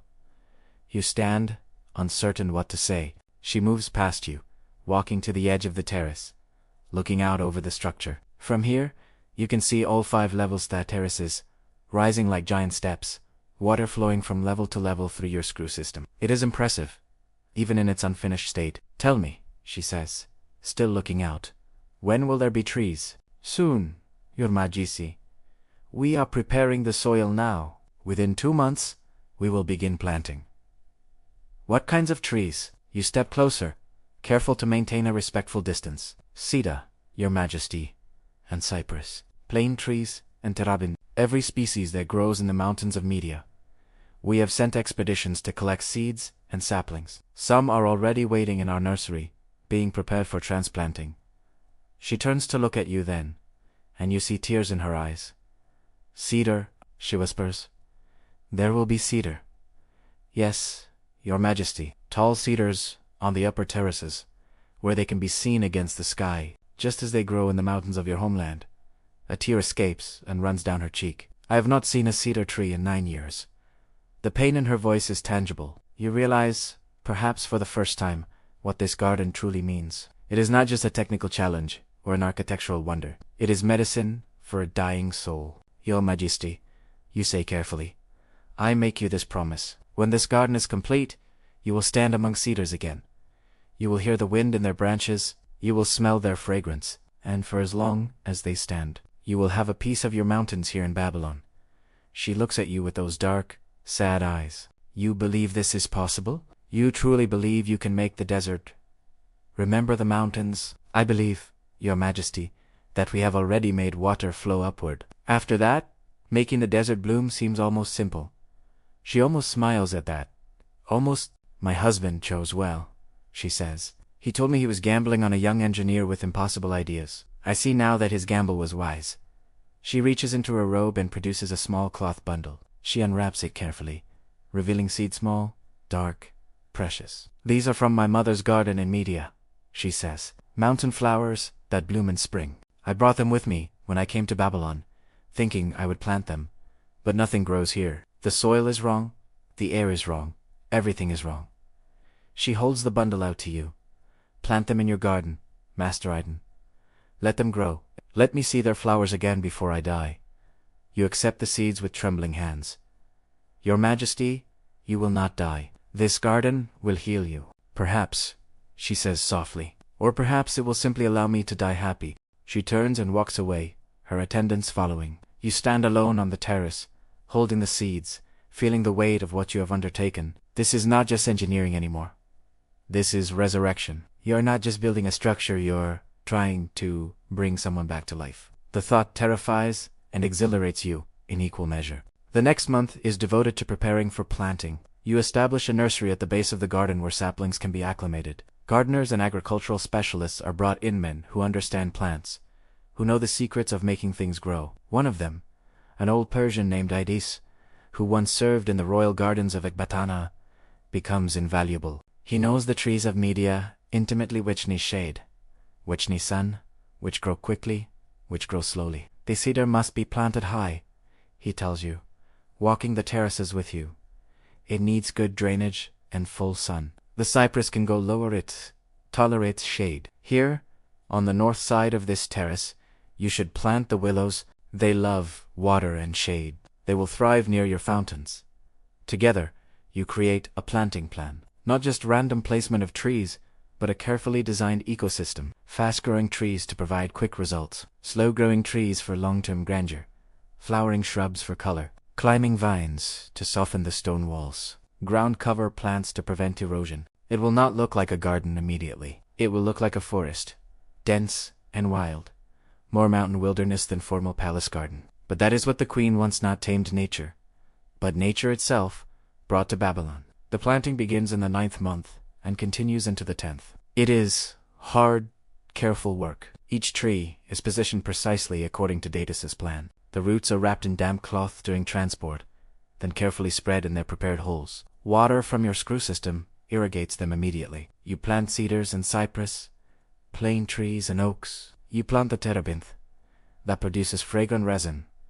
You plant junipers and pines. You plant flowering almond and pomegranate. You plant the seeds the queen gave you in a special bed on the 3rd terrace, where they will receive morning sun and afternoon shade. And slowly, over weeks, the garden begins to transform. The terraces, once bare earth and stone, become green. The saplings, though small, give promise of the forest to come. Vines begin climbing the walls. The ground cover spreads. Water flows continuously through your network of screws, feeding the irrigation channels, cascading from terrace to terrace in artificial streams and waterfalls. The sound of flowing water becomes constant, not the angry roar of a flood, but the peaceful music of a mountain brook. Birds begin to appear. They nest in the young trees, drink from the streams. Butterflies flutter among the first flowers. Life is coming to your mountain. Bell visits one evening as you are inspecting a newly planted terrace. He stands silently, for a long time, looking at the transformation. "I did not think it was possible," he finally says. "I thought you were mad. I thought this would end in failure and disaster." He turns to you. "I was wrong. This is extraordinary. You have not just built a garden in Eden. You have performed magic." "Not magic," you reply. "Engineering, the careful application of knowledge and effort to achieve a specific goal. Call it what you will," Bale says, "but when this is complete, when the trees are tall and the queen walks among them, people will call it a wonder. The hanging gardens of Babylon, and they will speak of it for 1,000 years. You want to believe him? But there is still so much that could go wrong. The trees could fail to thrive. The water system could break down. The king could decide it is not enough. But looking at the green terraces, at the flowing water, at the promise of life in this desert city, you allow yourself a moment of hope. Maybe, just maybe, you have actually done it. The impossible has become possible, and the greatest revelation is still to come. The formal demonstration is scheduled for the first day of the 10th month. Exactly 2 years since the king gave you your impossible commission. 2 years. It feels like a lifetime. You are 30 years old now, but you feel ancient. Your hands are scarred from countless small injuries. Your back aches constantly from the physical labor. You have lost weight, lost hair, gained gray at your temples. But the garden stands. The structure is complete, 5 terraces rising, 75 cubits into the air, visible from every corner of Babylon. The water system operates flawlessly, the 6 great screws turning day and night, powered by the river itself. Thousands of trees, shrubs, and plants have been established, their roots digging deep into the carefully prepared soil. It is not yet mature. The trees are still young, the forests not yet dense, but it is unmistakably alive. It is green in a city of brown. It is lush in a land of dust. It is, in every meaningful sense, a mountain growing in the desert. Today, the king and queen will see it for the first time. The entire royal court has been invited: nobles, officials, foreign ambassadors, high priests. 1,000 people will witness either your triumph or your failure. You barely slept last night. You walked the entire garden 3 times before dawn, checking every detail. The water flows properly. The irrigation channels are clear. The cisterns are full. The paths are swept clean. Everything that can be made ready is ready. But will it be enough? The demonstration is scheduled for mid-morning, when the light will be best. You stand at the entrance to the Gardena Grand Archway, at ground level, flanked by carved lion's end. Watch the procession approach. First come the palace guards, resplendent in their armor. Then the nobles and officials, dressed in their finest robes. Then the priests, chanting prayers. Then the ambassadors from a dozen nations, curious to see what Babylon has created. And finally, the royal couple themselves. King Nebuchadnezzar walks with the confidence of a man who has never doubted his power. He wears his ceremonial regalia purple and gold, his crown glinting in the sunlight. His presence is overwhelming, as always, but your eyes are drawn to Queen Amytis. She looks different than when you last saw her, stronger, perhaps, or simply more present. There is color in her cheeks. Her eyes, while still carrying sadness, also carry something new. Hope. She has not yet seen the garden. The king has forbidden anyone from describing it to her. This will be her first glimpse. You and your team, including Bale, Zababashimidin, Old Mushizib, who has been carried here on Alita, and dozens of others who contributed to the project, prostrate yourselves as the royal couple approaches. Rise, Nebuchadnezzar commands. You stand. The king looks at you, his dark eyes unreadable. 2 years, Iddin. 2 years I have waited. Now show me what you have built. You bow. Your Majesty, if you and the queen will follow me, you lead them through the archway into the garden's first level. There is a collective gasp from the crowd. The entrance opens onto a large plaza, shaded by young plane trees. A fountain occupies the center. Water, cascading from your hidden water screw system, creating a display of dancing streams. The sound is immediately soothing, a contrast to the harsh clamor of the city beyond. But this is just the beginning. Your Majesties, honored guests, you say, your voice carrying across the plaza. What you see before you is what we call the foundation terrace. From here, we will ascend through 5 levels, each representing a different aspect of the mountain wilderness. The garden is designed to be experienced as a journey from the foothills to the summit, just as one would climb a real mountain. You lead them to a wide stairway, carved into the stone. As they climb, more of the garden reveals itself. The second terrace is planted with fruit trees, pomegranates, figs, dates. This is the productive level, designed to demonstrate that the garden is not merely decorative, but functional. Already, some of the trees are bearing fruit, though they are still young. Water flows through carefully designed channels, feeding each tree. A small stream runs along one edge, cascading down to the level below in a miniature waterfall. The queen stops beside the waterfall, watching the water flow. She extends her hand and lets the water run over her fingers. "It is real," she whispers. "It is actually real."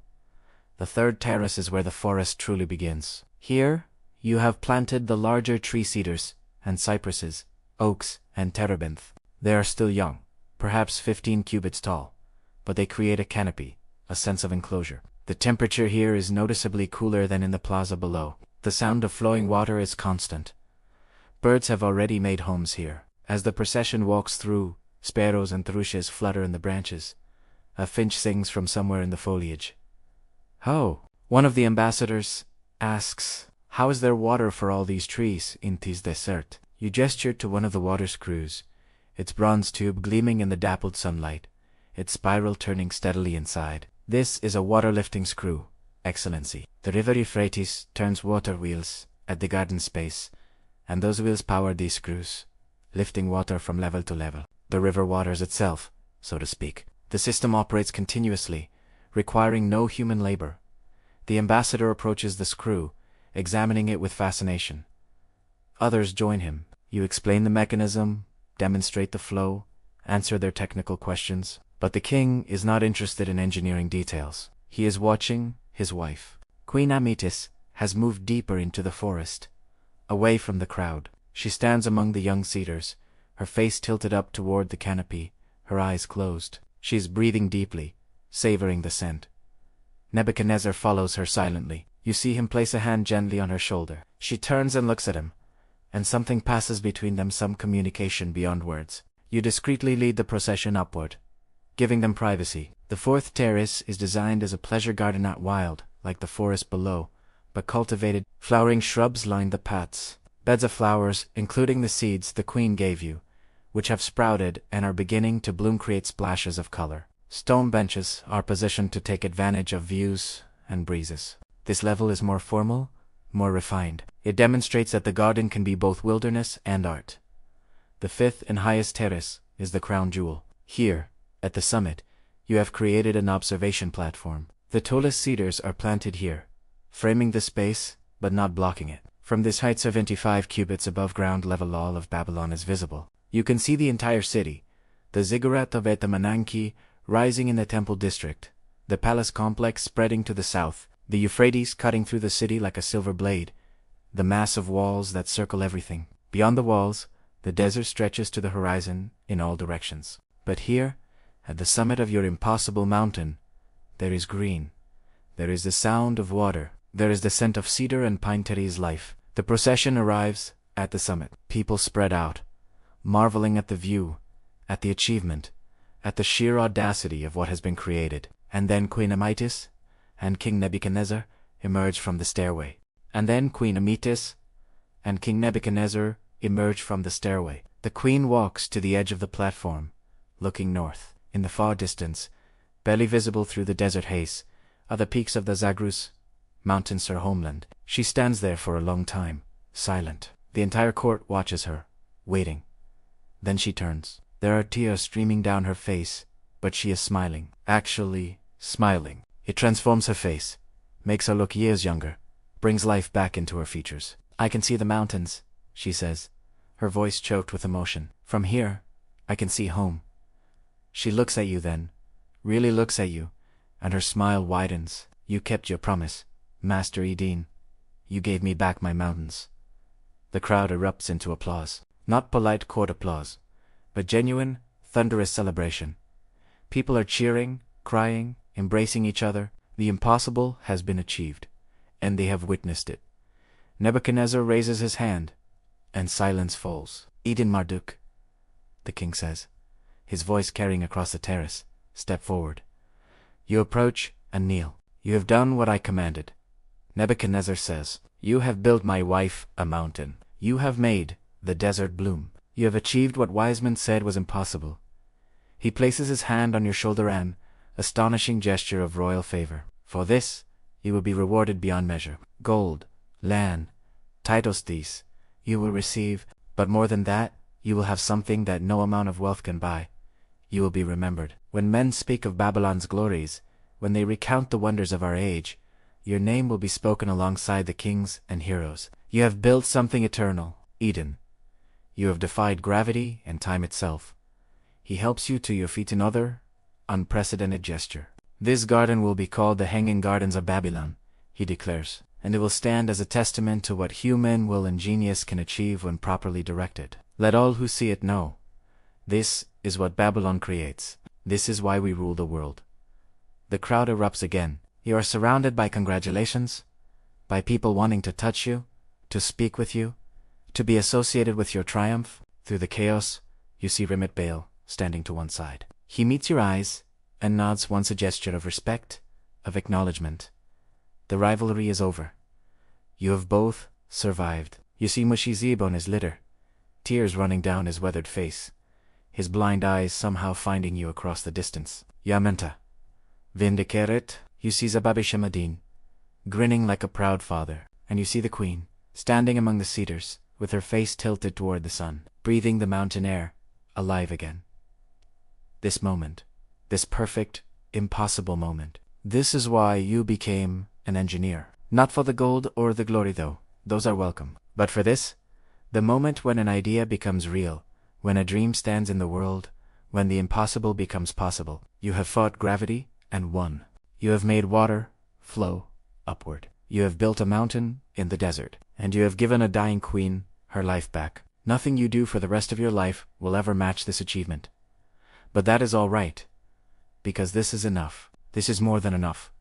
This is everything. After the demonstration, after the triumph, comes the work that no one celebrates: maintenance and refinement. The garden is alive, which means it is also constantly changing, growing, requiring attention. The young trees must be pruned and guided as they grow. The irrigation channels must be cleaned. The water screws require a regular inspection and occasional repair. New plants must be introduced to fill gaps and create the density you envision. This phase of the work is less dramatic than the construction, but in many ways more important. A garden is not built once and then finished. It is an ongoing collaboration between human intention and natural growth. You could step away now. Your commission is complete, your reputation established. The king has rewarded you with a large estate, a permanent position as Master Royal Engineer, and wealth that will sustain your family for generations. But you do not step away. The garden has become personal to you. It is no longer the king's project or even the queen's. It is yours in a way that transcends ownership. You have poured 2 years of your life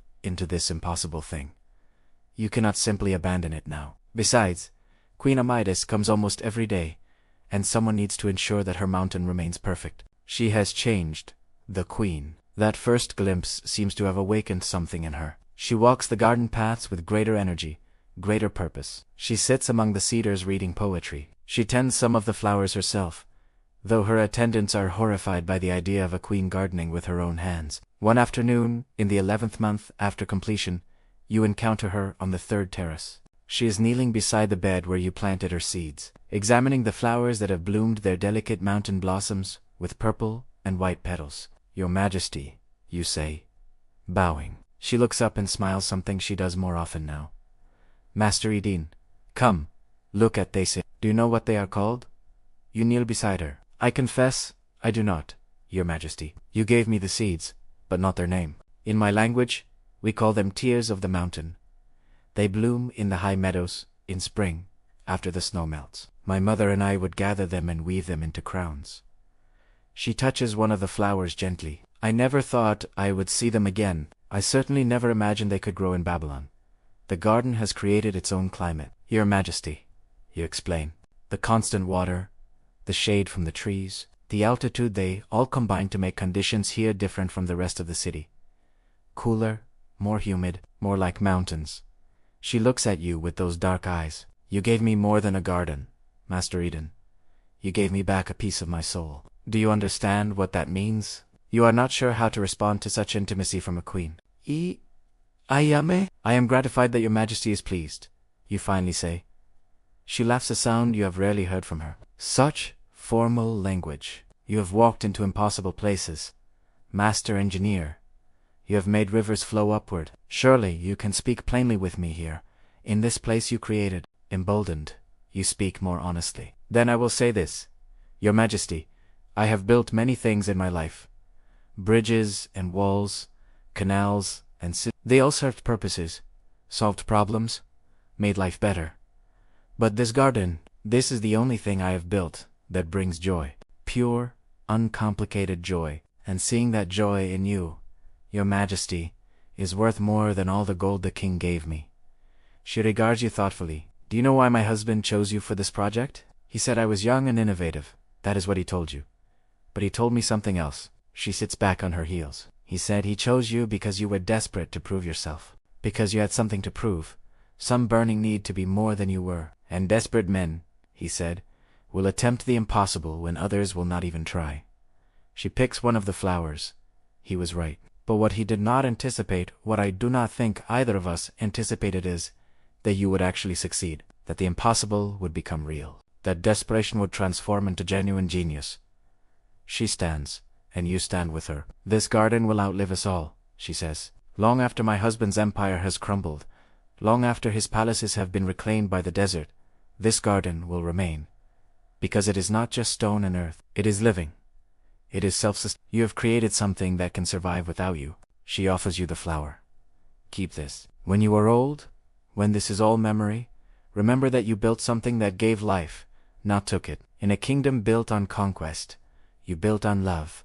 You accept a flower, humbled and overwhelmed. She walks away, her attendants materializing from wherever they have been discreetly waiting. And you are left alone on the terrace, holding a delicate mountain blossom, feeling the weight of what has been achieved. The months pass.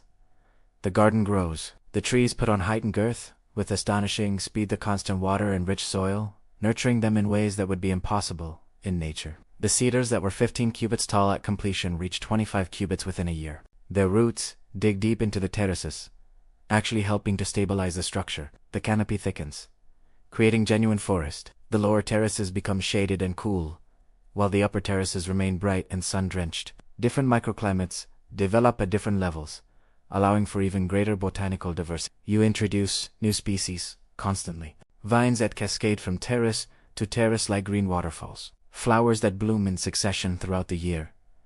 Aromatic herbs that fill the air with fragrance. Trees that produce nuts and fruit, attracting even more wildlife. Birds are abundant, not just sparrows and finches, but exotic species that have somehow found this oasis in the desert. Peacocks strut on the paths, their jeweled tails dragging.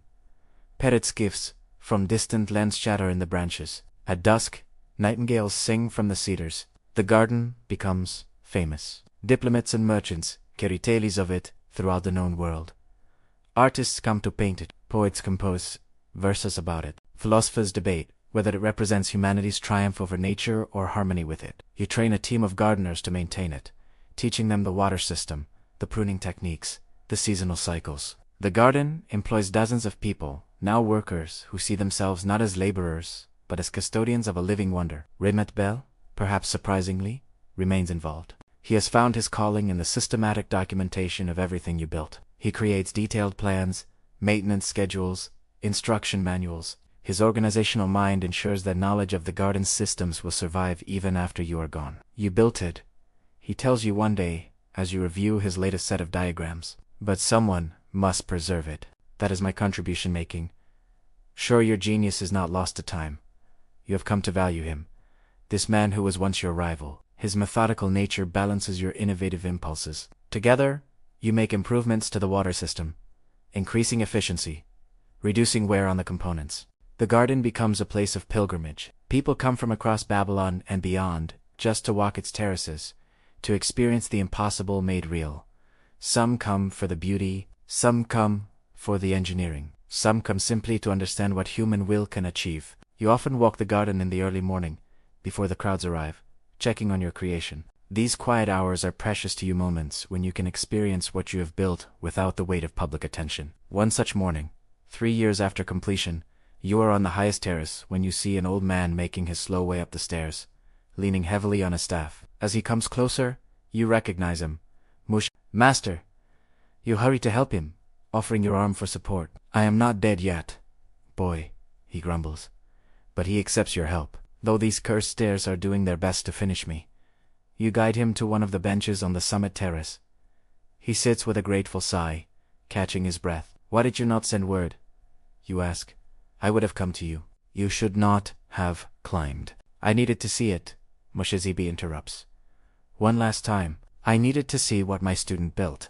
I needed to see it, Mushizibi interrupts. One last time. I needed to see what my student built. His clouded eyes can see very little now, but he turns his face toward the garden, toward the cedars and the sound of flowing water, as if he can perceive it through senses beyond sight. Tell me what you see, he commands. So you describe it for him. The forest that has grown, the water cascading from level to level, the birds and butterflies, the way the light filters through the cedar branches, the queen walking below among her flowers. Mushizib listens in silence, his weathered face peaceful. Do you remember?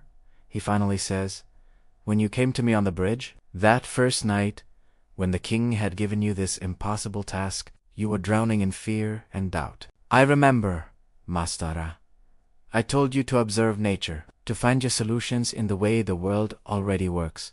He chuckles softly. I did not really believe you would succeed, I thought you would try, fail honorably, and perhaps survive with your reputation intact. I certainly did not imagine this. He gestures vaguely at the garden around you. But you did more than solve a technical problem, Iddin.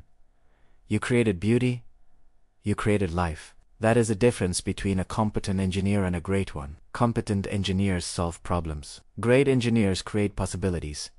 He reaches out and grasps your hand with surprising strength. I am proud of you, my student, more proud than I can express. You have exceeded everything I could have taught you. You have become something I never was, an artist in stone and water and living wood. His grip loosens, and he leans back against the bench, suddenly looking exhausted. Master, let me call for a litter. You should rest. No, he says firmly. I will rest soon enough. Let me simply sit here, in this impossible place, and listen to the water flow. You sit beside him in silence, your hands still holding his, listening to the eternal song of your water screws, the wind in the cedars, the distant sounds of the city below. Mushezib dies 3 days later, peacefully in his sleep. At his funeral, you speak of his wisdom, his guidance, his role in creating the garden. You ensure he is remembered not just as your mentor but as one of the garden's architects. The years continue to pass. You grow older. Your hair goes completely gray. Your hands, once steady enough to draft the finest calculations, begin to shake slightly, the toll of years of intense labor. But the garden grows stronger. The trees reach mature heights. The forest becomes dense enough that parts of the upper terraces feel truly wild, as if this mountain has always been here, as if it grew naturally from the desert floor. Queen Amytis lives another 15 years after the garden's completion, far longer than her physicians predicted. Whether the garden truly healed her or simply gave her a reason to live, you never know. But she spends nearly every day there, and when she dies at last, it is peaceably, among her cedars, with a smile on her face. Nebuchadnezzar, the great conqueror, is broken by her death. He continues to rule, but something essential has gone out of him. He visits the garden frequently, standing where his wife used to stand, looking north toward the mountains he could never give her. One evening, you find him there alone, unattended, a rare and dangerous breach of protocol, but the guards know better than to question their king's need for solitude. You hesitate, unsure whether to disturb him, but he senses your presence. Iddin, he says, without turning, come stand with me. You approach and stand beside him, looking out over the city as the sun sets. She died happy, Nebuchadnezzar says quietly. That is because of you. Because of this place you built. I could conquer the world, but I could not give her what she needed. You did. He turns to look at you, and his eyes are wet with tears, something you never imagined you would see. "Thank you," he says simply, "for giving me a few more years with her, for making her smile again, for building something that love could live in." It is the only time the great king ever thanks anyone for anything, as far as you know. Nebuchadnezzar dies 7 years after his queen. His son takes the throne. Then his son's son. Dynasties rise and fall. Babylon's power waxes and wanes. The empire that seemed eternal begins to crack. But the garden endures. Through political upheavals, through changes of power, through everything that threatens to tear Babylon apart, the garden remains. It has become greater than any single ruler, greater than the empire itself. It has become a symbol of what humanity can achieve. And no one, no matter how ruthless, no matter how desperate for resources, you train successors, teaching them everything you know. They train their own successors. In turn, the knowledge spreads, becomes institutional. The garden's maintenance becomes a sacred duty, passed from generation to generation. Your water screws continue to turn, powered by the endless Euphrates. The river waters the mountain it could never climb naturally. Gravity is defeated every single day. Thousands upon thousands of gallons flowing upward, giving life to an impossible dream.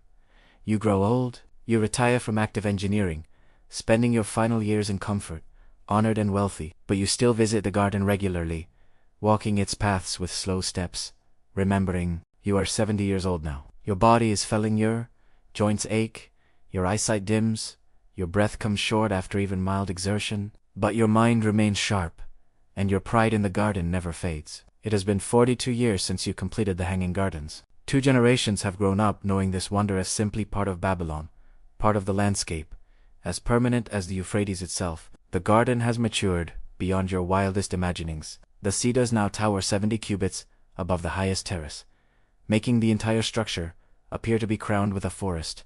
The canopy is so dense that walking the middle terraces is like walking through a mountain wilderness. You can almost forget you are in the heart of a city. The ecosystem has achieved balance.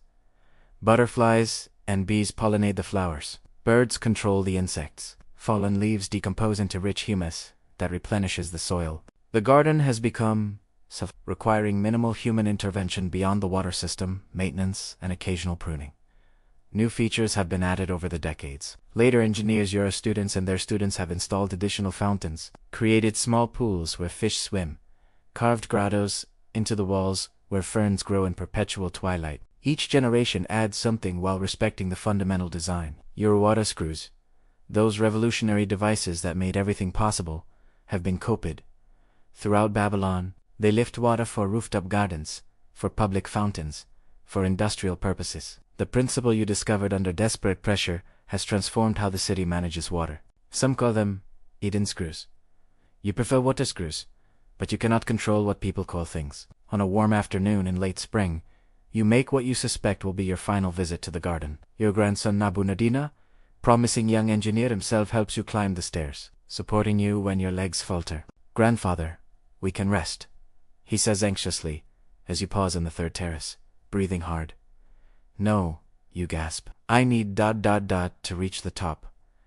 I need to see it one more time." So he helps you climb, past the fruit terraces, past the forest levels, up to the summit where this whole impossible thing began, where you stood with the king and queen for decades ago. You collapse onto the same bench where you once sat with Mush. The view spreads before you all of Babylon, glorious and golden in the afternoon light. The Euphrates gleaming, the ziggurats standing eternal, the walls stretching to the horizon, and below you, the garden. Your garden, green and alive and thriving. "Tell me, Nabu," you say when you have caught your breath. "What do the young engineers say about the garden? Do they understand what it is?" Your grandson considers this. "They study it, grandfather.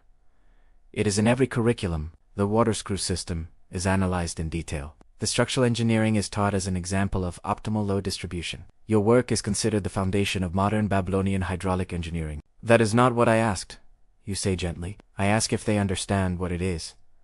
Nabu looks puzzled. "The garden is not just an engineering achievement," you explain. "It is a story. It is about a man who loved a woman and wanted to give her the impossible. It is about the desperation of exile and the power of home. It is about fear and pressure and the flash of insight that comes when you have no other options." When they teach the water screws, Do they teach that story?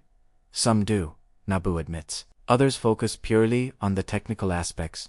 You die 6 months after that final visit, peacefully in your sleep, surrounded by family. Babylon mourns you as one of its greatest citizens. Your funeral procession passes through the garden you built, and thousands line the paths to pay their respects.